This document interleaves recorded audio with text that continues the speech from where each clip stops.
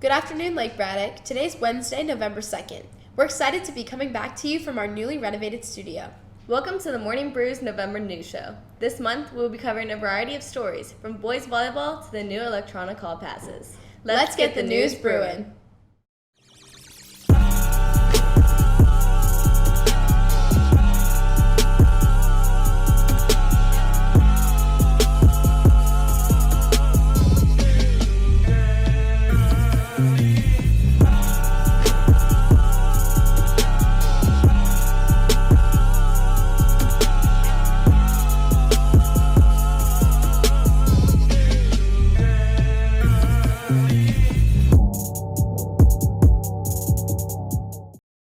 At the start of this school year, Lake Braddock students were introduced to Ehall Pass, an online digital hall pass. The implementation of Ehall Pass has generated a wide range of student opinions. The Morning Brew investigates the impact this new policy has had on students and staff. Beginning this year, new school-wide policy Ehall Pass has created a lot of debate within our Lake Braddock community. Ehall Pass is a website that allows students to make passes to go to the bathroom, get a drink at the water fountain, or visit a teacher. We wanted to see how our students and staff really felt about this new policy. One of the reasons that we implemented Ehall Pass was to provide some consistency in the process that teachers used when students needed to be out of the classroom. Knowing where students are is one of the number one ways that we're able to keep students safe, is to make sure that students are where they're supposed to be when they're supposed to be there. I think that it's not really useful. I mean, they've got kids that leave class anyway, and they time them, but there isn't really a big consequence for it. So really it's just a way to scare people into, listening. It's helped somewhat, but I mean, I still see kids in the hallway messing around every day. So it's working, but not really.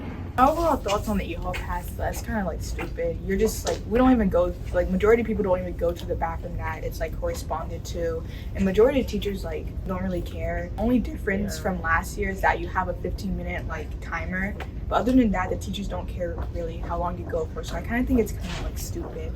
I think it's good for the advisory time where we have appointments so we can go to people's classes, but a lot of my teachers don't use it. Even with the Ehall Passes, there's so many people in the hallway.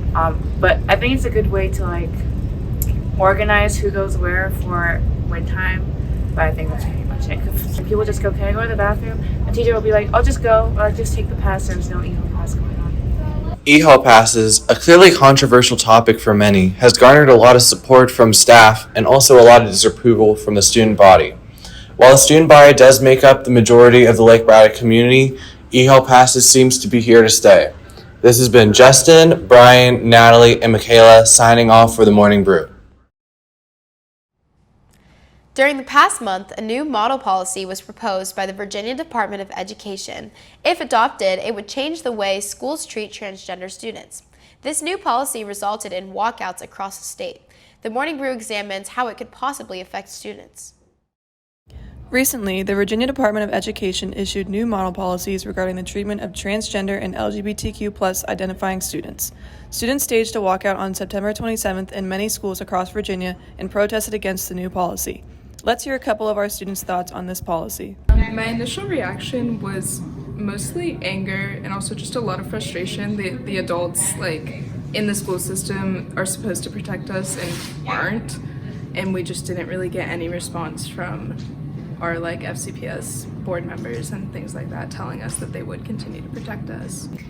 It was really tough. I found out from my mom, and it was really hard because just learning that there was all that against me and that I basically just didn't really matter to the governor was very, very upsetting to me, and I think my initial reaction was just very much anger about it. I think the walkout in most places was a success. I think there definitely could have been a lot more turnout here. I think people are just very worried to get into issues that don't have anything to do with them, and I feel that it's very important to teach people that even if it doesn't have anything to do with them, they need to get the word out. But I think it was very successful, and they had a lot of media coverage, which was really good. My experience speaking at the board meeting was really good. I felt like there were a lot of people there that supported me, and I think it went very well. I'm very used to public speaking, and I just felt very glad that there were people there that supported me, and I could tell the people who were there in opposition that what they were doing was not okay, and really tell the school board from a student perspective that we need to fix this. Personally, this policy affects me because if it were to be enacted, I wouldn't be allowed to use my pronouns in school anymore because it entirely bans the use of they, them pronouns and any other pronouns that aren't like she or he. Personally, I would most likely still be able to go by Jules because my parents are okay with it, but it would affect a lot of students on a larger level that cannot be out to their parents for safety reasons or also just don't want to at this point in time because that's their choice and not a random school adult's choice. This has been Peter Benson, Olivia Evans, and Lily Tran signing off with the Morning Brew. Boys volleyball is the newest club sport available to Lake Braddock students. We spoke to players and coaches about how student interest transformed boys volleyball into a club sports team. For 5 years, Lake Braddock has had a boys volleyball interest club that meets monthly to talk about playing and reffing volleyball. This year, the club saw a considerable spike in interest. Club president Aiden Alfaro had this to say. So tryouts, there were about 40 people that were registered, some no-shows, but a little over for what our teams, we have 3 teams now. It definitely wasn't something that me or my family, which just so happened to be the coaches, did not expect. There's just a huge, sudden growth in, volleyball over here on the east side, or at least Virginia. Now, you may be asking yourselves the question, are they a club that talks about volleyball, or are they a team that plays volleyball? The varsity team coach had this to say when asked that question. Lake Braddock itself, there is an interest club at Lake Braddock, and they talk about volleyball, they learn the rules of volleyball. But that is separate from the team that actually plays volleyball, although everyone that goes to the interest club happens to be this year on the volleyball team as well. And what we do is we pay to play in that particular league, which is about 6 to 8 weeks long, with a final double elimination tournament at the end. So why should Lake Braddock students join the boys volleyball interest club and try out for one of their teams next fall? Well, I'll tell you, volleyball is definitely a sport that can be learned by anyone. And it's one of those sports that can actually be throughout a lifetime. So come out, have fun. You'll find that a lot of your friends are probably playing. And if they're not, bring them along. We welcome everybody. This has been Ben Mills with the Morning Brew. This year, Lake Braddock introduced a new pilot course in the English department called LGBTQ+ Perspectives in Literature. In this class, students have the chance to study various pieces of literature that demonstrate and celebrate LGBTQ+ perspectives. The Morning Brew took a deeper look into this course. In recent years, FCPS has been making efforts to make its course options more inclusive. Through these efforts, LGBTQ+ perspectives in literature became a course students could choose to take.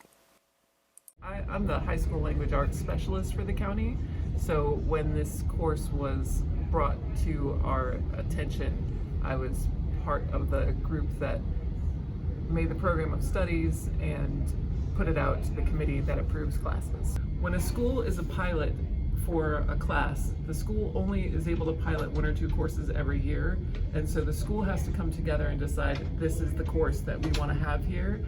It then kind of becomes up to the school to figure out, do we have the students to fill a course, and do we have a staff member who's willing to teach it? The reason why I wanted to teach this class is to allow perspective and also allow for students to see themselves in literature.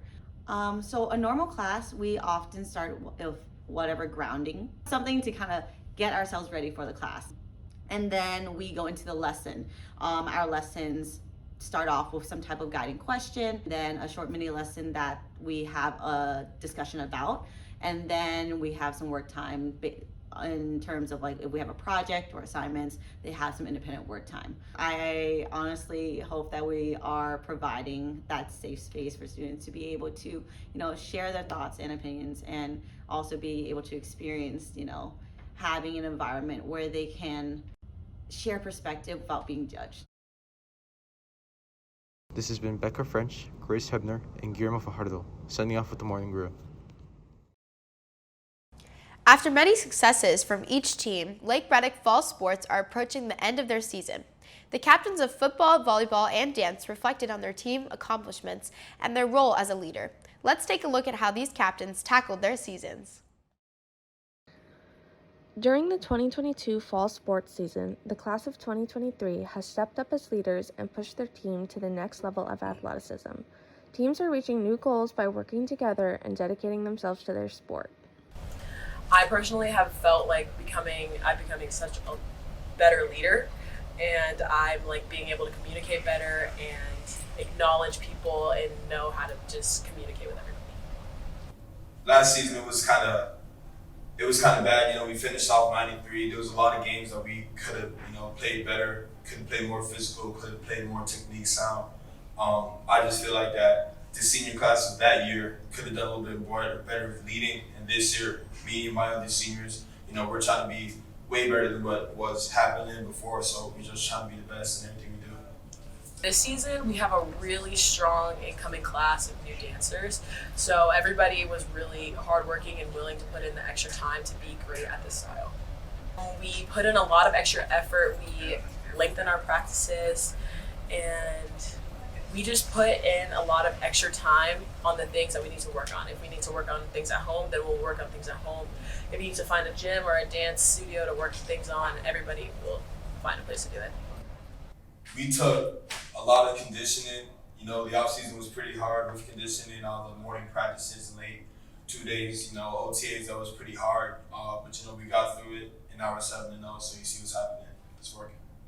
Me personally, what keeps me motivated is just knowing that I have this whole team behind my back, and that if we look good and we're just pushing to get that video back of us dancing on the field and it being perfect.